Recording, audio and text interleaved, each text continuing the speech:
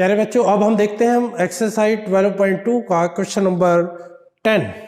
Question number 10 की statement क्या है? एक छतरी है, एक छतरी में 8 तान्ने हैं। छतरी देखी होगी, छतरी में तान्ने होते हैं कि नहीं? अब छतरी का एग्जांपल देखो कैसे यूज कर रहा है ये। एक छतरी है, उसमें 8 ताने हैं जो बराबर दूरी पर लगे हुए हैं। वो तो सारे क्या होते हैं? बराबर दूरी पर लगे होते हैं ताने। देखिए आकृति 12.13 में, आकृति आपके डायग्राम दिखाई दे रहा होगा।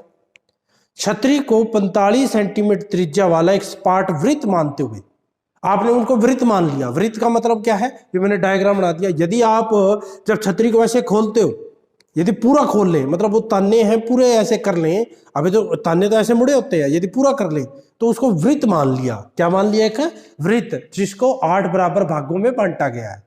ठीक है। यदि क्या कह रहा है छतरी को 45 सेंटीमीटर त्रिज्या वाले एक सपाट वृत्त मानते हुए जिसकी 2 क्रमागत तानों के बीच का क्षेत्रफल ज्ञात कीजिए। जो यदि आपने वृत्त मान लिया तो 2 क्रमागत ताने, ये ताने हैं जो इनके बीच का क्षेत्रफल ज्ञात कीजिए। आपको पता है ये जो क्या बन रहा है, ये त्रिज्या खंड बन रहा है। ये जो 2 क्रमागत तानों के बीच का क्षेत्रफल पूछा है तो ये किसका रूप ले रहा है? त्रिज्या खंड का। त्रिज्या खंड जैसा नहीं लग रहा आपको? तो त्रिज्या खंड है जिसकी त्रिज्या तो आपको दे रखी है 45 सेंटीमीटर दे रखी है। ये भी 45 सेंटीमीटर, ये भी 45 सेंटीमीटर, इसका क्षेत्रफल निकालना है। तो जब त्रिज्या खंड है तो त्रिज्या खंड है तो त्रिज्या खंड में कोण चाहिए। और कोण कैसे निकलेगा? ये कितने बराबर भागों में बांटा है? 8।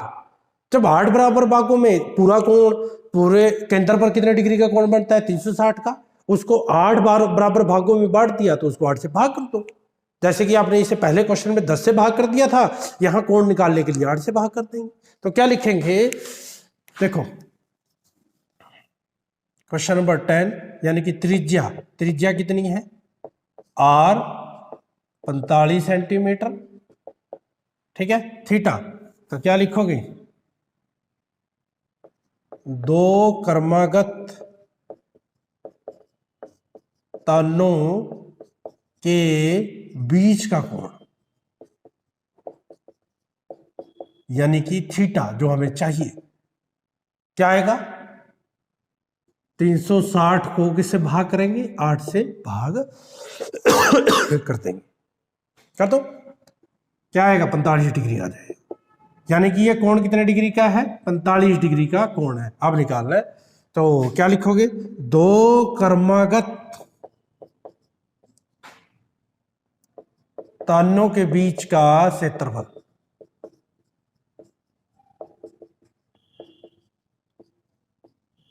क्या फार्मूला है क्षेत्रफल? यानी कि क्या हो गया? त्रिज्या खंड का क्षेत्रफल।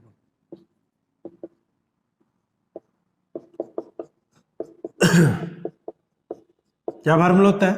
थीटा बटे 360 पाई आर स्क्वायर। थीटा की वैल्यू क्या है? 45 बटे 360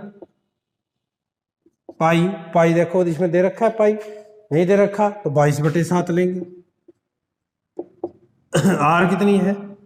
45 सेंटीमीटर। 2 बार मल्टीप्लाई कर देंगे 45 की, 16 करेंगे। अब 16 ध्यान से करना है। आप क्या करना है? 16 को ध्यान से करना है। देखो कैसे करेंगे। 45 से कट जाएगा, अभी कर रहा था 45 8 360 होता है। 2 से कट जाएगा, 11 आ जाएगा, 2 चौके 8 आ जाएगा। अब मल्टीप्लाई कर दो। 45 की मल्टीप्लाई देखो कैसे होती है। एक मैं तुम्हें मल्टीप्लाई करना ही बताता हूँ, बहुत ही आसान मल्टीप्लाई बता रहा हूँ मैं। जब इन दोनों का जोड़ 10 हो, जब दोनों संख्याओं का जोड़ क्या हो? 10 हो, तो कैसे? और ये दोनों एक जैसी हो तो क्या होता है? इनकी मल्टीप्लाई कर दो। इसको एक अधिक से, एक अधिक का मतलब 4 से एक ज्यादा क्या आएगा? 5, उससे मल्टीप्लाई करनी। समझ गए मैं क्या कह रहा हूं? जब दोनों का जोड़ 10 हो और ये दोनों एक जैसे हो, कैसे? जैसे 37 और 23 है, यदि इसकी गुणा करनी है तो देखो 7 और 3 33, 3 और 7 कितना हो गया? 10, और 3 और 3 एक जैसे हैं तो इसकी मल्टीप्लाई देखो कितनी आसान है। 7 की 3 से करो 21, 3 की एक ज्यादा से 4 से, 4 3 12, तो इसकी मल्टीप्लाई ये आए। ठीक है। अब आपने इसकी कर दी, अब 11 से कर दो। ठीक है, ये हमें चाहिए।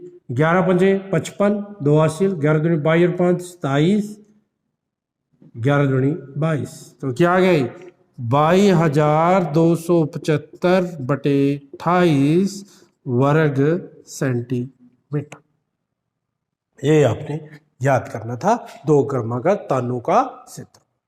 ठीक है बेटा, बहुत ही आसान क्वेश्चन है। थोड़ा सा समझना है कि त्रिज्या खंड बन रहा है, ये ध्यान रखना है। ये भी ध्यान रखना है पेपर में कि कौन सी एक्सरसाइज में से आया। जब आप ये ध्यान रख लोगे इस एक्सरसाइज से आया और इस एक्सरसाइज में हमने त्रिज्या खंड किया था, तो 2 मिनट में आपको याद आ जाएगा कि इसमें क्या करना है।